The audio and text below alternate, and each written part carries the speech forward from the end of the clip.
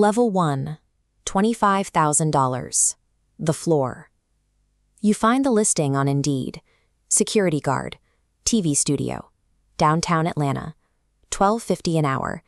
That's $5 above minimum wage. You do the math. 40 hours a week, 50 weeks a year. That's $25,000. You say the number out loud in your car, and it sounds like enough.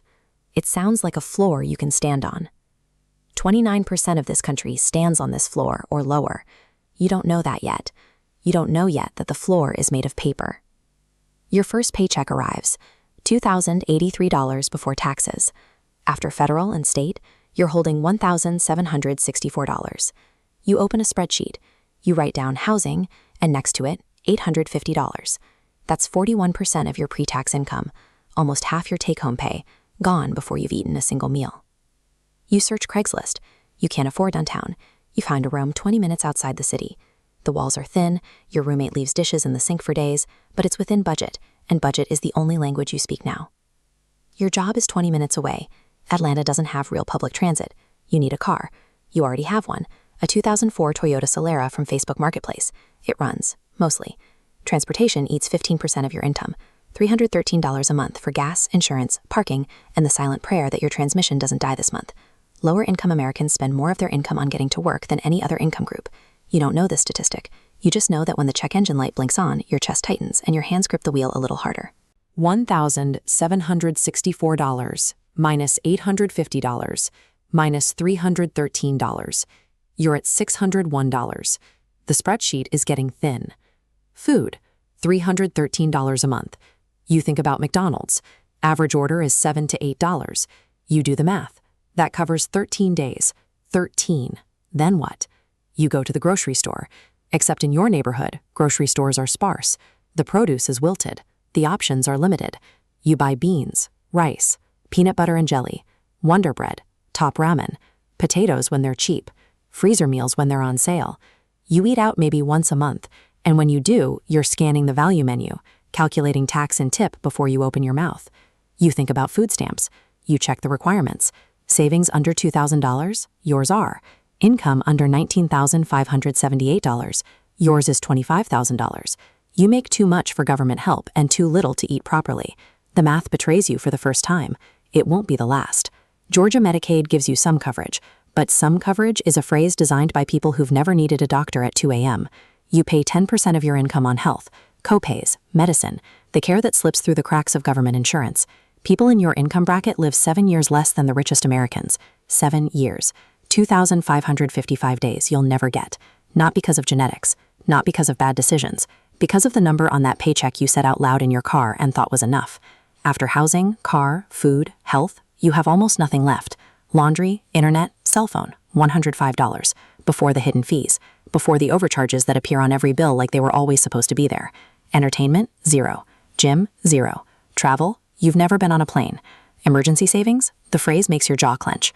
1 car repair, 1 ER visit, 1 bill you didn't expect, any of these and you're borrowing. Credit cards, short-term loans with interest rates that feel like punishment for existing. Maybe you move back in with your parents. Maybe you pick up a second job. Maybe you drive Uber after a full day of standing guard at a TV studio. You do the math one more time. It doesn't work. It was never designed to work. You check the price of everything. You will check the price of everything for a very long time. Level 2, $40,000. The illusion. You get out, somehow. You land a job as an event coordinator at a country club. $40,000 a year. Median income for a single earner in America. You feel like you've climbed a mountain. After taxes, $2,700 a month. Housing is $1,133. A 1-bedroom house. Not a shared room, a house. With a door that locks and no roommate's dishes rotting in the sink. You feel rich. You're not rich, but you feel it. And for a moment, that's enough. You drive a 2011 Subaru Forester, $4,500 from Facebook Marketplace, $136 a month just on gas to get to work. You spend $467 on food, and for the first time in your life, you're not panicking at the grocery store. You pick up a decent cut of meat, fresh produce. You even buy organic ones, not because you need it, but because you can. You want to know what choosing feels like. Your employer subsidizes your health insurance, $300 a month. You join a gym for $10. You're exercising. You're eating vegetables that are potatoes. Things are different now. After everything, housing, car, food, health, gym, you have $231 left. Laundry, cell phone, internet, take that to $126. You should save it. You know you should. You've read the articles. Emergency fund, 3 months of expenses, high yield savings account. But you're so tired. You're so tired of calculating, of checking, of holding your breath at the end of every month. So you go to a movie, you subscribe to Hulu, you buy a book, you meet your friends for drinks, and you don't look at the right side of the menu for the first time in years. You end the month at zero. Exactly zero. You climb to the mountain, and the view at the top is zero. One unexpected bill, and you're George again. You still check every price. You just do it quieter now. Level 3, $100,000. The door. 6 figures. You say this number like a door opening. You're in sales now. $100,000 a year. Top 10% of earners in the country. 4 times what George makes. Double the median. After taxes, $6,133 a month. And for the first time, the spreadsheet doesn't scare you. You buy a condo. 1 bedroom. Fireplace. Pool access. Fitness room. $260,000. Your monthly housing payment is $2,700, which, you realize with a strange feeling in your stomach, is more than George and Simon's entire monthly income. You're spending on a roof what they spend on a life. You finance a BMW, $754 a month for 5 years. You fill the tank without checking the price per gallon. You get it detailed every couple months at one of those places with the leather chairs and the complimentary coffee. You are upper middle class now, and upper middle class means you pay someone to wash your car. Food is 11% of your income. You order DoorDash twice a week. At the grocery store, you buy what looks good, not what's cheapest. Fresh salmon, good olive oil, the nice bread. You're not obsessing over prices anymore. Not completely. You still glance, but you don't calculate. Your employer covers most of your health insurance. You still pay $500 a month. Medicine, supplements, the occasional out-of-pocket specialist. A minor emergency won't break you, but the doctors you see must be in-network. Out-of-pocket? Too expensive. You have freedom within a boundary. After all of it, you have money left. Actual money. You save, you invest, you go on vacation. Your company pays you while you're gone. You pick cheaper destinations and come home needing a couple months to financially recover. But it's not stressful. It's math. And for once, the math works. The shift has happened. Money isn't about survival anymore. It's about buying back time. DoorDash saves you cooking. The gym is in your building, so it saves you driving. You're paying to remove friction from your life. But the down payment wiped your savings. The BMW is a 5-year commitment. You can't see any doctor you want. You are comfortable. You are not free. You stop doing the math every night. You start doing it every week. Level 4, $1 million. The separation. $1 million a year. Private equity. Junior managing director. 70-hour weeks. The money arrives and it feels different from every paycheck you've ever received. It doesn't feel earned in the same way. It feels structural, like the system decided you deserved it. $83,000 a month before taxes. After taxes, $48,000. In one single month, you make double what George makes in an entire year. In 3 years of your career, you'll earn more than George earns in a lifetime. You let that settle. It settles differently depending on who you are. You are top 1%. Your income is growing faster than everyone else's, and the math has permanently shifted in your favor. You buy a house, $2.6 million, 5 bedrooms, 5 bathrooms, a kitchen that makes you stand still for a moment when you first walk in, a yard where you consider taking up croquet. The mortgage is $19,000 a month. You hire cleaners who come once a week. A landscaping company handles the yard. You don't mow, you don't scrub, you don't think about these things. You lease a Rivian, $1,000 a month.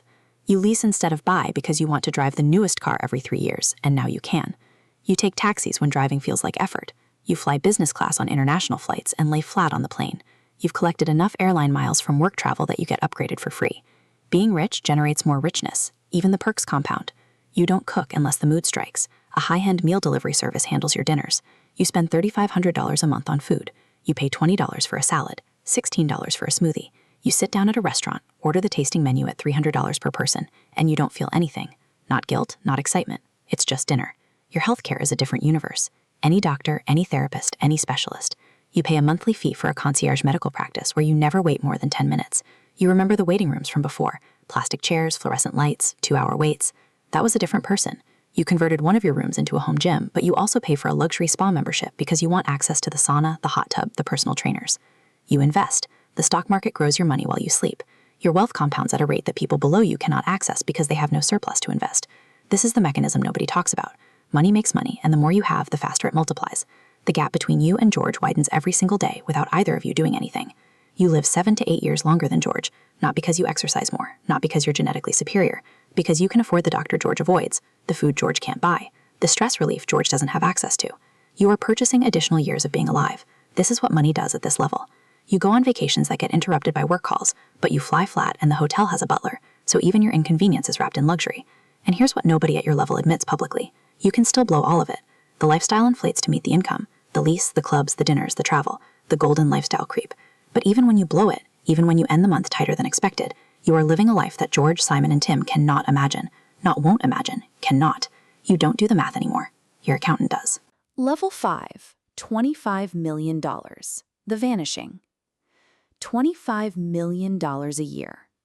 You are the owner of a national car wash chain, or the CEO of Chevron, or a celebrity whose name people say differently when you enter a room. You don't think in salary anymore. You think in net worth. Most of your compensation is stock.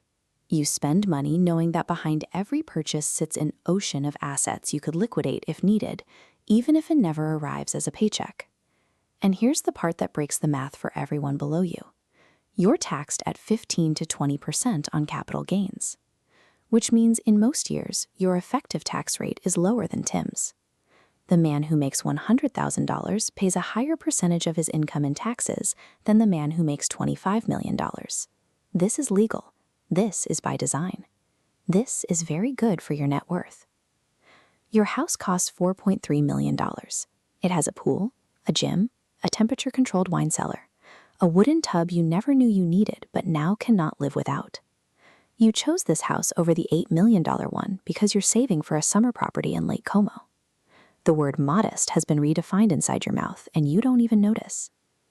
You live in a neighborhood where the problems of the outside world, crime, noise, pollution, homelessness, have been architecturally removed.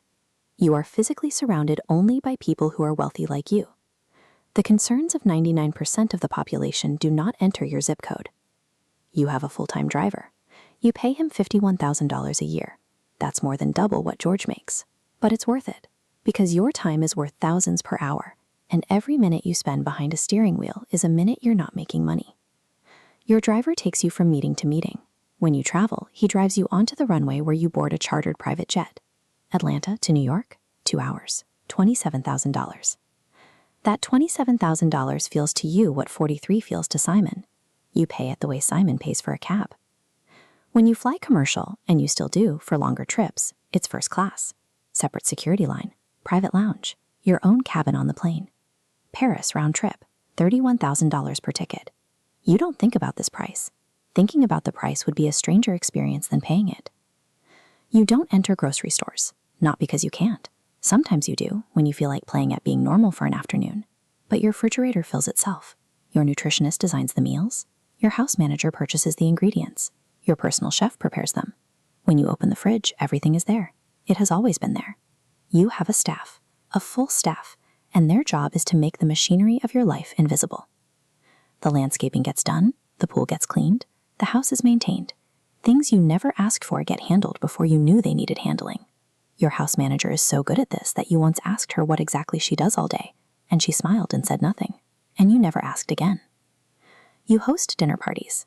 Your personal chef handles the meal, the wine pairing, the presentation. The wine comes from your temperature-controlled cellar. One bottle costs $16,000. Another cost $150,000. You don't track the price of wine to know what you can afford. You track the price to confirm how rare the bottle is. The number is a badge, not a barrier. You go to restaurants, but you don't experience restaurants the way other people do. You have connections, the private back room, the table that doesn't appear on the reservation system, the chef who comes out only for you. You eat in a different restaurant than the people sitting 20 feet away. Your doctor's on call, $20,000 a year retainer. She comes to your house, a steroid shot in your knee before a tennis match, quick blood work after a trip. Your personal trainer comes to your house every morning. He travels with you to keep your routine consistent. Your healthcare is entirely preventative. Every scan, every test, every routine. You had your front teeth replaced with veneers. $28,000. That amount feels to you what 112 feels like to Tim, what 28 feels like to George. Not nothing, but not a decision, just a purchase. You collect a World War II helmet for $5,000, a painting for $50,000 from an artist your advisor says is about to explode. These aren't expenses, they're assets that grow in value while hanging on your wall. Your accountant has found ways to sell them with tax breaks you didn't know existed. Everything you buy makes you richer. Even your hobbies compound. You donate $500,000 to your family foundation. Education. It's meaningful to you, and it also provides a very nice tax break. You gave a few $100,000 to your nephew's private school. They didn't need the money, but now your name is at the top of the donor wall, and your nephew's admission is a phone call. Your second home in Lake Como costs $30,000 a month. The view is the kind of view that makes people stop talking mid-sentence. You joined a private club in New York, $50,000 initiation, $17,000 annual dues, where you sit in leather chairs next to people whose decisions move markets. Almost every stressor a human being can experience, you can pay to make disappear. Health, comfort, safety, time, access, convenience, all purchased, all maintained, all invisible. The ones you can't pay away, heartbreak, grief, the quiet anxiety that follows you into rooms full of people who want something from you, those remain. No level of wealth fixes those. But everything else, everything that keeps George awake at 3 a.m. doing math on his phone, you have eliminated from your life permanently. And so long as you don't do something catastrophically stupid, you will never experience life below this level again. You don't check prices. You don't do the math. Someone does it for you, and even they don't do it with stress. They do it with strategy. Level 6. The distance. 100 years ago, the top 1% took home 20% of all income. Then the working class organized. Taxes on the wealthy increased. By the 1980s, it was 10%.